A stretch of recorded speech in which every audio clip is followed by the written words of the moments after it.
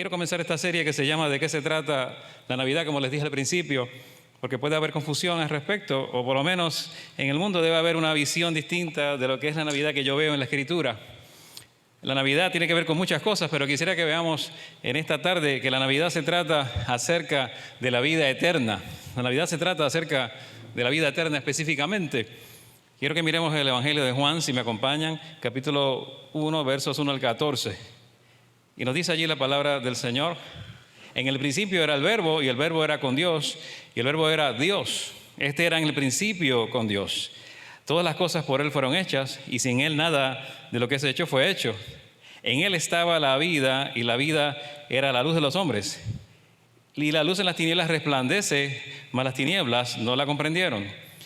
Fue un hombre enviado de Dios, el cual se llamaba Juan. Este vino para testimonio, por testimonio, para que diese testimonio de la luz para que todos creyesen en Él. No era Él la luz, sino para que diese testimonio de la luz. Aquel era la luz verdadera que alumbra a todo hombre que viene a este mundo. En el mundo estaba, y el mundo fue hecho por Él, y el mundo no le conoció. A los suyos vino, y los suyos no le recibieron. Mas a todos los que le recibieron, dióles potestad de ser hechos hijos de Dios, a los que creen en su nombre, los cuales no son engendrados de sangre, ni de voluntad de carne, ni de voluntad de varón, mas de Dios. Y aquel Verbo fue hecho carne, y habitó entre nosotros, y vimos su gloria, gloria como del unigénito Hijo del Padre. Y esto es algo que tenemos que nosotros atesorar en nuestro corazón. Lo que dice la Escritura en cuanto al nacimiento de Jesús tiene dimensiones eternas, y es también históricamente correcto. Dimensiones eternas y es históricamente correcto. Es la mejor noticia que tú puedes dar de lo que ha ocurrido en la historia de la humanidad. Tú la conoces y la puedes compartir. Y esta noticia es necesario que la lleves, como las buenas nuevas que son, como la buena noticia que representan. Hay gente que no sabe dar buenas noticias, ni malas noticias tampoco, simplemente no saben dar noticias. Y tienen problemas. En una ocasión una mujer decidió ir de vacaciones sola a Europa. Estaba casada y se fue sola. Fue de Estados Unidos a Londres. Y luego planificaba ir a París y Roma y a Viena, ¿no? Y entonces cuando llegó a Londres, llamó a su esposo en la casa a ver cómo estaba todo, y su marido le dijo: yo estoy bien, pero nuestra gata se cayó del techo y se murió. Es raro que un gato se caiga del techo y se mate, pero este se murió. Entonces su mujer empieza a llorar por teléfono, era la mascota que ella quería, pero cuando se recupera le dice: tú eres muy insensible. Yo no sé por qué me casé contigo, tú no piensas en mis sentimientos. Y el marido le responde: pero ¿de qué tú hablas? ¿Qué se supone que te dijera? Yo no soy insensible. Y la esposa piensa y le dice: bueno, cuando llegué a Londres y me llamaste, pudiste haberme dicho: la gata está en el techo. Y cuando llegase a París, me podías haber dicho: nuestra gata se cayó del techo. Y cuando llegara a Roma, podrías haber dicho: Lucy, no estoy muy bien, ¿verdad? No está muy bien después de la caída. La gatita Lucy no está muy bien después de la caída. Y al llegar a Viena podrías haber dicho: pues nuestra gata Lucy ya falleció y está en el cielo. Algo así, que fuera más sutil, pero tú no lo dices así como si no fuera nada. Entonces ella, pues, parece que creía en la eternidad de los gatos o algo así, o en el cielo de los gatos. Entonces la esposa le pregunta: por cierto, ¿cómo está mi mamá? Él le dice: está en el techo. By the way, cuando llegues a París te tengo otras noticias, pero hay gente que no sabe decir noticias, no sabe dar ningún tipo de noticia, buena o mala. Pero nosotros no podemos ser los que no sepamos decir la buena noticia, porque nuestra noticia no se trata de muerte, tampoco se trata de todo lo contrario. Se trata de la vida y no de cualquier vida. Quizá cuando eras más pequeño, los que están aquí, que ya no somos niños, ¿verdad?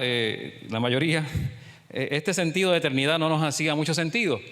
Se nos hacía una eternidad quizás esperar a la próxima Navidad que llegaran los regalos, tal vez, que llegara Reyes, que llegara Santa Claus, lo que nosotros, no sé, nuestra familia celebrasen. Pero este sentido de eternidad no nos hacía sentido.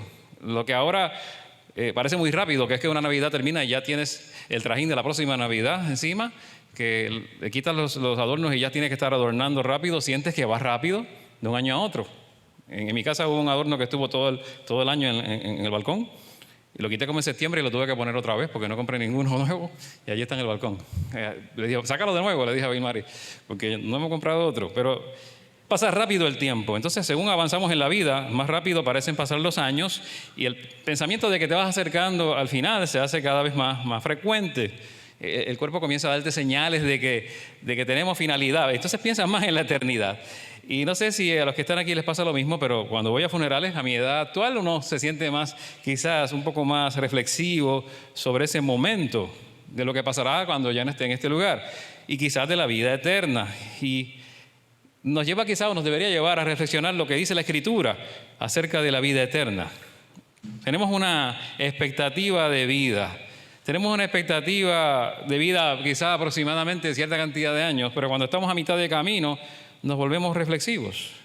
Y entonces nosotros cuando miramos lo que dice la Biblia sobre vida eterna, la vida eterna tiene que ver con tu vida ahora mismo, no solo con tu vida después de esta vida física, tiene que ver con tu vida ahora. La Biblia describe a Jesucristo como la palabra o el verbo que se hizo carne y lo describe como el creador de todas las cosas. Y dice en el versículo que nos dice el versículo del Evangelio de Juan, en el primer capítulo, versículo 4, en él estaba la vida. Así que en los escritos del apóstol Juan, la palabra vida normalmente se refiere a la vida eterna, al concepto de vida eterna, no a la vida que nosotros vivimos aquí en la tierra. Es ese enfoque, ¿no? Vida eterna aparece numerosas veces en este Evangelio. Es como el propósito por el cual fue escrito este Evangelio. Nos dice el capítulo 20 de Juan, versículos 30 al 31, Jesús hizo muchas otras señales en presencia de sus discípulos, las cuales no están escritas en este libro, pero estas se han escrito para que ustedes crean que Jesús es el Cristo, el Hijo de Dios, y para que al creer tengan vida en su nombre. Así que es el propósito del Evangelio completo. El propósito de este Evangelio es que la persona o las personas que lean el Evangelio crean que Jesús es el Cristo, el Mesías, y al creer en el nombre de Jesús tengan vida eterna. Así que Juan tiene un enfoque especial en este tema de la vida eterna. Cuando pensamos en vida eterna, no sé qué viene a tu mente. Cuando piensas en vida, piensas en existir, en hablar, en pensar, caminar, andar, lo que hacemos normalmente. Pero cuando le añades eterno, entonces piensas en algo que no se acaba, que está más allá del tiempo, fuera del tiempo. Entonces el concepto se hace atractivo. Porque ¿quién no quiere vivir para siempre? ¿Quién no quiere vivir, verdad? Y nos gustaría tener una visión de que no vamos a dejar de existir por completo. ¿Quién quiere envejecer y morir? Es lo que mucha gente menos anhela en su vida. Es todo lo contrario. Creo que hacemos todo lo posible por retrasar nuestra muerte. Nos cuidamos nuestra salud, que está muy bien, nuestra nutrición, hacemos ejercicio, ¿verdad? Y quizás nos ponemos todo tipo de productos para retrasar lo que se nota de nuestra edad, ¿verdad? Queremos evitar que se note. Entonces, eso es lo que hacemos siempre. Entonces, vivir la vida eterna o vivir para siempre resulta atractivo tal vez. Pero la Biblia, cuando habla de vida eterna, está hablando de algo mucho más profundo que solo vivir para siempre. Lo que dice Jesús es lo siguiente, en Juan 17:3, y estamos viendo versos en el Evangelio de Juan, y esta es la vida eterna, que te conozcan a ti, el único Dios verdadero, y a Jesucristo a quien has enviado. Así que vivir eternamente, o lo que es la vida eterna, no se trata nada más de vivir para siempre, es algo más profundo, se trata de vivir en comunión perfecta con Dios para siempre. Amén. Es una gran diferencia. Vivir en comunión perfecta con Dios para siempre. Habrá quien viva para siempre, pero lejos de la comunión de Dios, apartados de Dios. Eso es lo que la Biblia dice del que no cree en el Señor, que vivirá eternamente, pero separado de Dios, que hay una eternidad en un lugar que tú y yo no queremos ir, que existe. Entonces se trata de vivir en comunión eterna con Dios. Si no creemos en el infierno, que la Biblia lo menciona, si no creemos en esa realidad, estar separado de Dios para siempre, pues negamos una verdad bíblica. Así que vivir para siempre es, en el sentido de como Juan lo presenta, la vida eterna es comunión perfecta con Dios para siempre. Ese lado, esa dimensión. Y esa vida, tenemos que recordar que es un concepto que nos lleva aquí a este pasaje a entender que tenemos que conocer a alguien. Dice aquí que te conozcan a ti, el único y Dios verdadero, y a Jesucristo a quien has enviado. La vida eterna se trata de conocer a alguien. No solo un concepto, ¿verdad?, vamos a decir académico o abstracto, es conocer a alguien. Y para los judíos el concepto de conocer, para los judíos era distinto ese concepto, muy diferente a la mentalidad grecorromana. Tenemos quizá una visión más grecorromana de lo que es conocer. El concepto grecorromano de conocer tiene que ver más con el intelecto, con razonar, tener información acerca de algo, de alguien, pero para el judío no. Para el judío era distinto. Conocer es más que tener información. Conocer en el sentido judío era tener relación, era tener comunión, era tener convivencia con alguien, era unión relacional con alguien. Entonces, cuando yo digo que conozco a Dios, ¿qué estoy diciendo? Estoy diciendo que con esta mentalidad, que es la correcta, tengo una relación personal cercana de amor con Dios. Y en eso consiste la vida eterna. Una relación cercana de convivencia, de comunión con ese Dios personal. Entonces Jesús dice que la vida eterna no es solo vivir para siempre, es esa comunión perfecta con Dios para siempre, esa relación sin fin con Dios. Es una vida llena de intimidad con Dios por los siglos de los siglos, y eso es la vida eterna. Y comienza aquí, ahora, no solo para el futuro. Entonces esta vida eterna que queremos tener, que anhelamos y la tenemos ya si hemos conocido a Jesucristo, la visualizamos en el futuro. Cuando la historia del mundo termine, pensamos en los últimos días, pensamos en cuando ya no estemos aquí en la tierra, cuando ya habremos pasado a la presencia del Señor. Pero la Escritura nos enseña que la vida eterna en su plena manifestación será experimentada en el futuro, ¿verdad? Pero también tiene una dimensión presente, tiene una dimensión histórica presente en tu vida. Miremos Romanos 6, 20 al 22. Dice, cuando ustedes eran esclavos del pecado, estaban libres del dominio de la justicia. ¿Qué fruto cosechan entonces? Cosas que ahora los avergüenzan y que conducen a la muerte.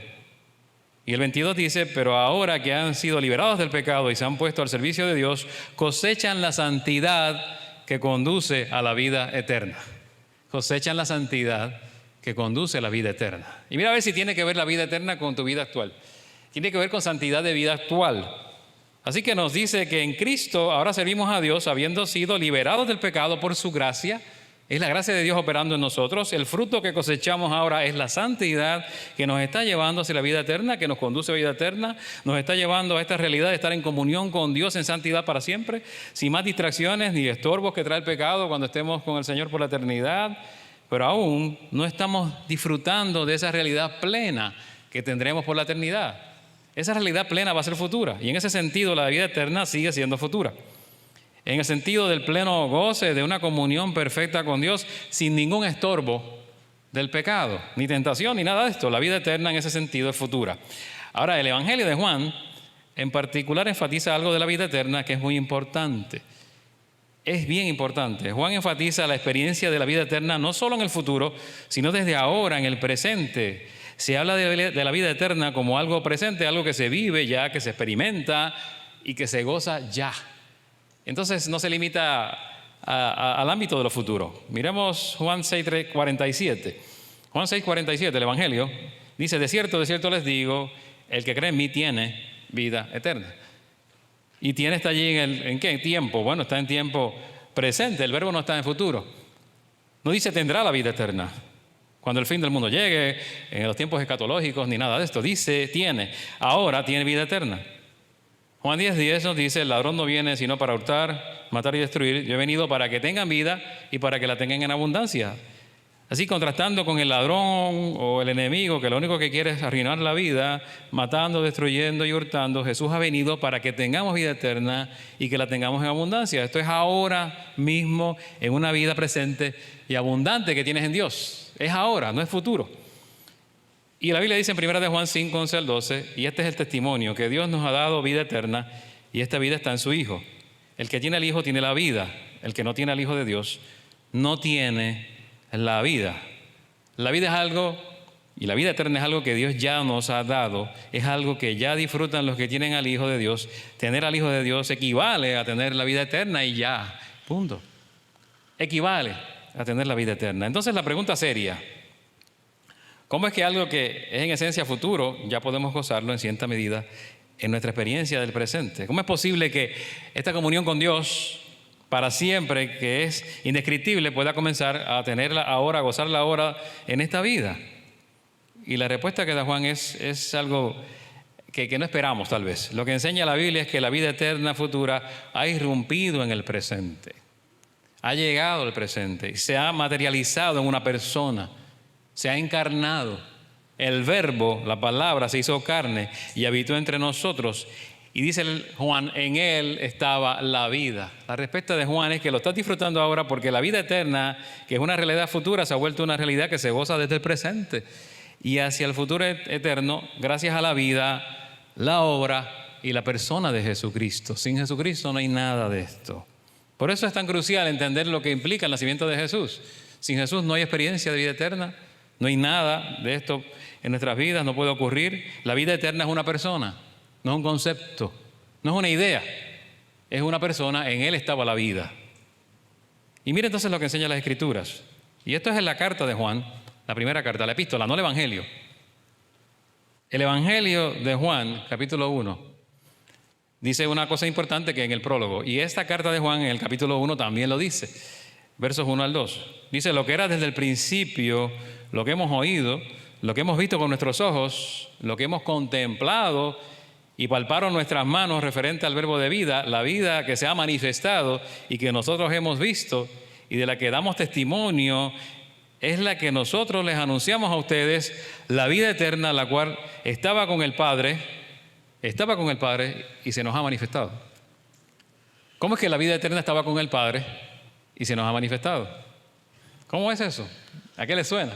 ¿No le suena a algo que he venido diciendo de que hay una persona que llegó entonces, que ya existía pero se manifestó, que ya existía pero se encarnó y vino al mundo, que es lo que en nuestro argot cristiano histórico es una manifestación, una epifanía? Epifanía es eso, manifestación de Dios, una manifestación visible de Dios. Y hablamos de epifanía también en Navidad, en el cristianismo amplio. Aparición, manifestación de Dios. Juan escribió de aquello que vio, acerca de lo cual fue testigo, de la vida eterna que se ha manifestado, pero estaba con el Padre, Jesucristo encarnado. Por eso la vida eterna es una persona. La vida eterna es una persona. La Navidad se trata de la vida eterna. Y es algo histórico que ocurrió en un evento específico. Él no solo, ¿verdad? Juan no dice que solo que vio algo, él vio a alguien. Conoció a alguien. Entonces la Navidad se trata de conocer a alguien que la Biblia llama el verbo o el logos. Conocerle. En el sentido que ya les dije anteriormente, de un sentido que es relacional, que es vivencial, que es comunión y que es unidad con esa persona que es Jesucristo. Este concepto del logos es algo que podría parecer muy amplio, y si lo miramos quizás en la historia griega, en los conceptos griegos de lo que significa el logos, es muy amplio. Juan, el evangelista, el que escribe, el discípulo de Jesús, ¿verdad? Un hombre quizás con un trasfondo judío, profundamente religioso, conocedor de las tradiciones judías, ¿verdad? Y que caminó con Jesús, un apóstol. Este hombre en este evangelio redacta estas cosas que parecen tan profundas, tan sublimes en un sentido. En ese prólogo del evangelio de Juan es que menciona al logos, la palabra reveladora, la palabra creadora de Dios, la palabra salvadora, la sabiduría divina. Todo eso está en la Biblia impregnado en el Antiguo Testamento. Se hablaba de la palabra como creadora, pero entonces Jesucristo es llamado verbo, palabra que se encarna, que viene a ser aquel que además de creador, además de salvador, viene y está con nosotros y entre nosotros, y es la vida eterna, y en él se encuentra la vida. Ese es el mensaje nuestro de la Navidad y de lo que implica el nacimiento de Jesús. El logos lo podrías ver en la antigüedad y en el pensamiento más griego, ¿verdad? Como algo que podría significar pensamiento, habla, razón, principio, el estándar, la lógica, todo eso era el verbo. Ese era el concepto de lo que es el logos. Y si significaba todo eso, entonces el término es muy variado en la filosofía, en la antigüedad. Pero entonces esa doctrina central del evangelio ahora dice ese logos, ese principio racional coherente que dirige todo, que esa fuerza omnipresente que los mismos estoicos llamaban logos, que une todas las cosas y hace que todo tenga sentido y que sea coherente, ese es Jesús. Ese es el pensamiento que trae e inserta Juan en el evangelio. Entonces aquel que es Jesucristo, el logos, la palabra, viene siendo ese principio coherente que une todo, es aquel que todo lo llena, es aquel que creó todo y todo lo sostiene. Ese es el logos y ese es Jesús. Esa era la convicción de la iglesia desde el principio, la comisión de Juan, y se convierte en el todo para nosotros también. No es algo como simplemente abstracto, una mera idea. Juan habla de que sus ojos vieron al Logos. Fue algo vivencial. Vieron al Logos. Al que es capaz de dar vida eterna, al que es la vida eterna. Dice que sus manos tocaron la vida eterna, palparon. Que sus oídos escucharon las palabras de aquel que es la vida eterna. Esa vida estaba con el Padre, dice él, ¿verdad? Estaba allá con el Padre y entonces se manifestó. Y esa referencia a la persona real de Jesucristo, concreta, Jesucristo como vida eterna, que irrumpe en el mundo. Entonces la Navidad tiene que ver con tu historia y con mi historia. La Navidad tiene que ver con esa encarnación que es parte de la historia también. La Navidad es sumamente, eminentemente histórica. Sin la palabra encarnación no existe Navidad. Sin la palabra encarnación no existe nacimiento, no hay natividad. El credo de los apóstoles no utiliza la palabra encarnación, pero enseña la doctrina de la encarnación. Cuando dice, concebido por el Espíritu Santo, nacido de la Virgen María. Era una idea que estaba ya en el credo desde la antigüedad. Ese es un principio apostólico. Y nosotros tenemos que recordar esto, vivirlo y quizás enseñarlo. Hay generaciones que deben conocer esto, porque la Navidad es doctrinal. Aquí hay doctrina en la Navidad. Hablar de verbo, encarnación, todo esto es doctrinal. La Navidad es histórica también. Y lo vamos a proclamar, yo creo que lo debemos proclamar continuamente, porque Juan está diciendo, yo vi esto, yo toqué a esta persona, yo vi lo que es esa persona que es la vida eterna, lo vi. Y eso es lo que dice, cuando le damos, ¿verdad? Leemos los relatos de Jesús haciendo muchas cosas en la Escritura, ¿cómo lo miramos? Cuando miramos a Jesús en los evangelios haciendo todas las cosas que hizo, ¿cómo lo miramos? ¿Lo miramos como evento histórico real o lo miramos como parábolas y leyendas? ¿Lo miramos como historias bonitas para aprender enseñanzas éticas y modos de vida? ¿O miramos esto como la historia que realmente ocurrió? La historia que le da base a nuestra fe. La historia de que Jesús, ¿verdad?, realmente vino al mundo, que es verdadera, que realmente aconteció. Entonces, quizás esto va en contra totalmente de la persona promedio. La persona promedio en el mundo puede pensar que todo esto son leyendas, que no sucedieron realmente, que eran cuentos. Y no se fijan que la forma en que está escrito el Evangelio o los Evangelios determina que lo que están diciendo es histórico. Cuando digo que es histórico, usted lea el relato del nacimiento de Jesús. Va a haber personajes reales y reyes reales, en lugares reales, en pueblos reales. Va a haber situaciones allí que describen hasta distancias una de la otra. Cuando usted lee los evangelios ve que se describen las millas, las distancias de un sitio al otro, detalles específicos que en ninguna leyenda de la antigüedad se escribía así, porque estamos hablando de historia, estamos hablando de detalles históricos. La genealogía de Jesús, todos los detalles de lo que aconteció. Cómo reciben del ángel el mensaje, pero cómo ellos lo recibieron de manera como lo haría cualquier ser humano, no una leyenda, como lo hizo José, que decide dejar a María, porque dice, pues bueno, si está embarazada no me voy a casar, pero decide dejarla secretamente. Es la actuación normal de cualquier ser humano. Esto no son leyendas, fueron vivencias, fueron experiencias. No es ficción, es historia y es real. Así que la historia de Jesús todo el tiempo le da base, le da credibilidad al Evangelio, a lo que es nuestra fe. Y todo esto ocurrió y tenemos testigos oculares. Y lo que Juan está diciendo, yo fui testigo ocular. Yo no estoy hablando de lo que otro me dijo. Yo no estoy hablando de los cuentos que leí. Yo estoy hablando de lo que yo vi. Y cómo transformó mi vida. De eso está hablando Juan. Entonces Jesús se vuelve histórico en tu vida también. Cuando recibes a Jesús, transforma tu vida. Es lo que tú ves, es lo que tú experimentas, es lo que Jesucristo hace en tu vida. Es algo real. Y eso nadie lo puede negar. Tú puedes decir como Juan, yo lo sentí. Yo sé que hubo un cambio en mí. Yo sé que vino a mi vida y me transformó. Yo sé que irrumpió en mi vida, en mi historia y la cambió. Lo mismo que ocurrió con ellos, solo que ellos le vieron físicamente y yo no, pero todo eso ocurrió en mi vida. Y se vuelve historia y tiene dimensiones eternas. De eso depende tu eternidad. Es importante que no nos confundamos. con lo que pueden ser las otras historias falsas, las leyendas que podemos encontrar en los griegos, la Ilíada de Homero, cualquier otra historia que tú leas de la antigüedad. Simplemente hay una gran diferencia. El sentido de la Navidad es que Jesús vivió de verdad, murió de verdad, sucedió en la historia, hizo estas cosas y dijo estas cosas. Así que quiero clarificar algo que quizás es la visión de mucha gente. El Evangelio no es que Jesucristo venga a la tierra, nos diga cómo vivir, vivamos una buena vida y entonces Dios nos dé la bendición así, con esa vida. El Evangelio es que Jesucristo vino a la tierra, vivió la vida que deberíamos haber vivido nosotros, pero no podemos.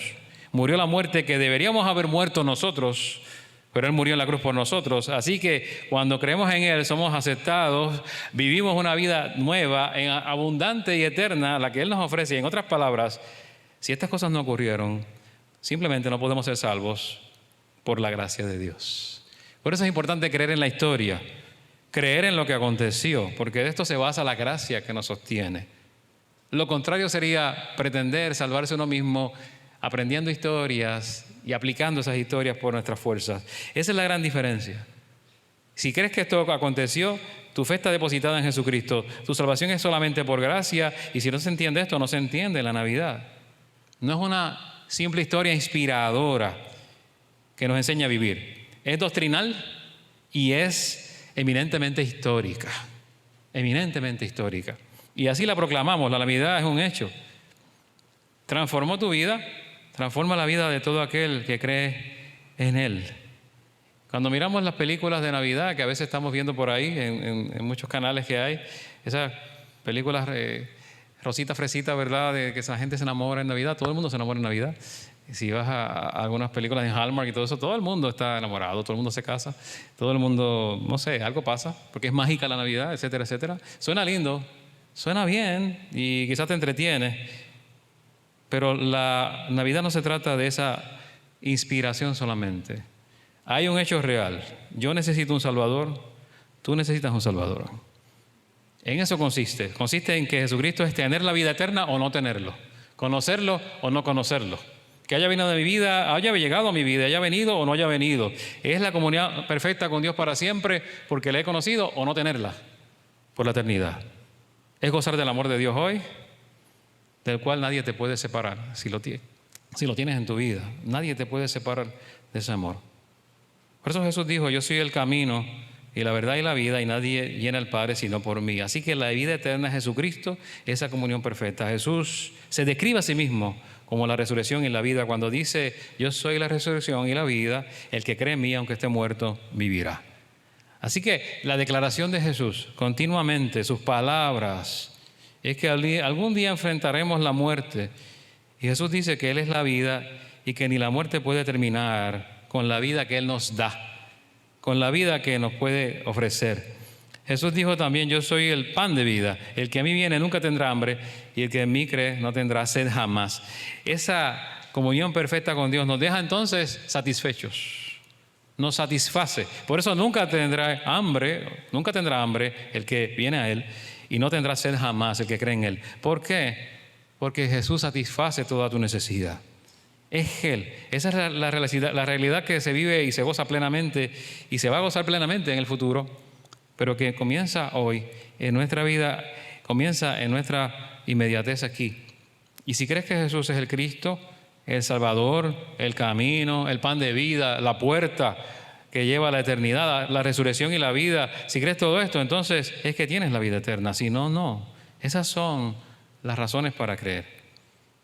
Y en esto sabemos, dice la Biblia, que hemos pasado de la muerte a la vida, en que amamos a los hermanos. El que no ama a su hermano permanece en la muerte. Todo aquel que odia a su hermano es homicida. Y ustedes saben que ningún homicida tiene vida eterna permanente en él. En esto hemos conocido el amor, en que Él dio su vida por nosotros. Así también nosotros debemos dar nuestra vida por los hermanos, dice la palabra del Señor. En 1 de Juan, capítulo 3, 14 al 16. Entonces la vida eterna que te ha llegado tiene consecuencias ahora. Si la vida eterna es una realidad en tu vida hoy y en mi vida, entonces se debe mostrar con la evidencia del amor al prójimo. No hay otra forma. La comunión con Dios por medio de Jesucristo. La comunión vertical con Dios se muestra evidentemente en la comunión horizontal con el prójimo. De eso está hablando Juan acá. Está diciendo que si tienes la vida eterna vas a amar al otro, vas a amar a tu prójimo, vas a amar a las demás personas, a las personas que tienen necesidad, vas a amar a las personas que tienes a tu lado, vas a amar a tu cónyuge con quien despiertas cada mañana, vas a amar al compañero de trabajo difícil, vas a amar a tus vecinos, vas a amar a los hermanos de la iglesia, vas a amar a tus conciudadanos, vas a amar a todo el mundo si tienes ese evangelio que transforma y da vida eterna. Esos son los signos vitales de que tienes a Jesús, de que la vida eterna la tienes. El signo vital, amas a los demás. Ese es el signo vital. Eso es lo que la evidencia y la prueba. Si no amas a los demás, no hay evidencias. Entonces piensa en esta época, ¿qué tanta paciencia tienes para escuchar a los demás? ¿Qué tanta deseo tienes de mirar la necesidad de otros para suplirla? Tal vez. ¿Qué tanta facilidad tienes, verdad, para edificar al hablar a otros? ¿O cuánta prisa tienes para acercarte al que necesita de ti o te alejas del que necesita de ti? Porque la vida eterna es una realidad que experimentamos y algún día experimentaremos en el futuro, pero también es presente en nuestro corazón. Si Jesucristo es el Verbo encarnado y es evidente y concretamente así en tu vida hoy día, va a cambiar tu manera de tratar a los demás, tu manera de vivir y todo lo que haces. La vida eterna se esconde en nuestro corazón, llega allí, pero se manifiesta abiertamente, se manifiesta en actos, palabras de amor, porque en ti habita el amor de Dios, que es Cristo Jesús. Esa es la realidad. Navidad es un tiempo para celebrar a Jesucristo, pero es un tiempo para que fijemos los ojos en Jesucristo de manera tal que también amemos al prójimo, al otro, a los demás. Y te invito entonces a tener un momento de oración, porque hasta que lleguemos a la eternidad tenemos que vivir en este amor. Amor al otro, amor al prójimo, hasta que lleguemos a esa consumación de esta relación íntima con Dios. Dios te llama a amar a los demás. Y eso se vuelve vida eterna real en ti. Y oramos. Padre Santo, te damos gracias en esta tarde, Dios de misericordia y Dios de amor.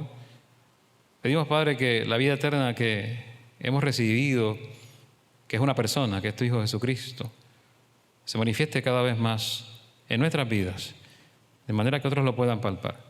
Que se traduzca y se convierta en el amor al prójimo y al otro, en el amor al que tiene necesidad, en la disposición de servir, en la disposición de ayudar a los que están en esta hora necesitados, en la disposición de escuchar, en la disposición tal vez de atender situaciones de otros, en tratar a otros con paciencia y en amor, porque la vida eterna comenzó ya, si te hemos conocido. La vida eterna comenzó aquí, comienza en nuestra vivencia actual. Es Jesucristo en nuestro corazón, el que es la vida, el que es el Logos, aquel que es la vida eterna, está en nosotros. Permite que eso sea algo todo el año en nuestra vida, no solo en tiempo de Navidad, pero que no lo olvidemos en este tiempo, que entendamos el sentido verdadero de lo que implica conocerte. Y en medio de todo lo que ocurre, del festejo, en medio de todas las experiencias que tenemos de familia, en medio de las fiestas, en medio de todo lo que ocurre, que puede ser muy bueno, lo que puedan percibir nosotros es el amor tuyo en cada situación que enfrentemos, con tu ayuda, Señor. En el nombre de Jesús, gracias por la vida abundante que nos concedes en Cristo y que así vivamos, Señor, centrados en ti, en comunión, en relación contigo, anticipando que en el futuro tendremos la comunión perfecta que solo podemos tener en relación contigo a través de Jesús. En el nombre de tu Hijo amado Jesús, en quien oramos en esta hora y te damos gracias, Señor. Amén.